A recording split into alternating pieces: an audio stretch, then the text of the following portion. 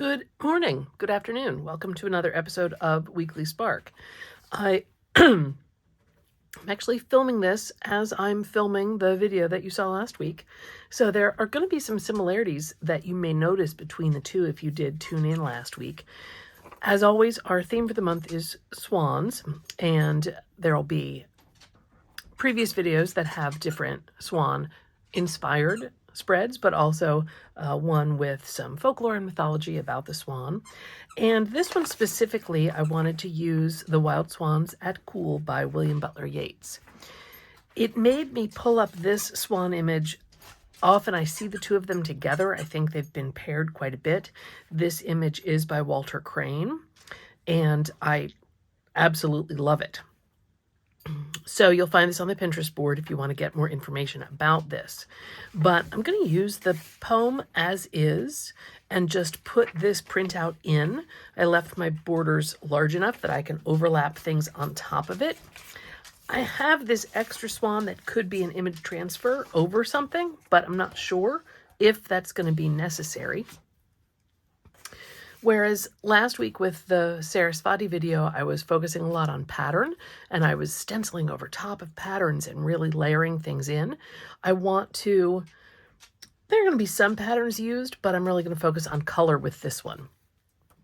The poem reminds me of not only autumn colors, but forest colors, but also some grays. I feel like there's a gray sky moodiness in the poem.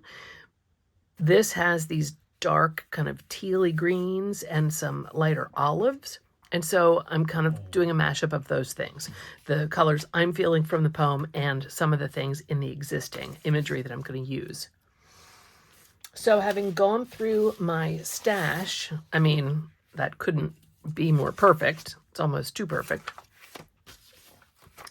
Some greens. This is collage paper that I had done. Kind of perfect. This is a scrap of paste paper from a bookbinding project. This paper is very thin and goes nice and translucent when you put it down with the gel medium.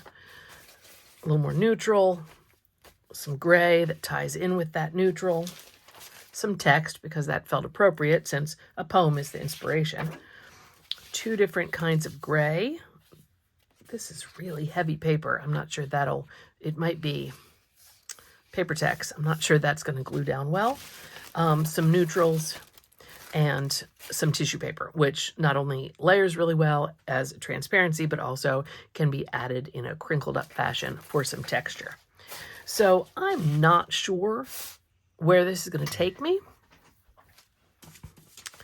I will probably leave this to later so that it can be a top layer.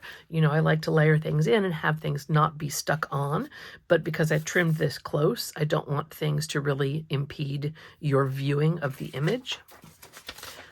So I'm going to put this one down, and that'll be giving me a starting point because I definitely want to overlap that. I may end up putting a slight tint on this as well, so it's not stark white.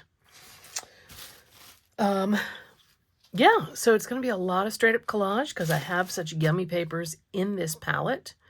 My first thought was that there would be some bands of gray and pale blue in a landscape kind of sky reference. And I'm not sure if that's going to come into play because there's interesting collage fodder. So we'll see how it goes. As always, if you like this video, give it a thumbs up. Please feel free to subscribe to the channel. I would love to have you. I do try and post videos, my Weekly Spark videos every Wednesday. And this year I have themes selected for the months looking at different animals and the mythology and folklore connected to them. So I'm probably going to turn on some music for myself while I work on this. So I'll leave you here with the invitation to subscribe. Hope you like this video. I would love to hear your comments below and enjoy while I get a chance to actually take it to the page.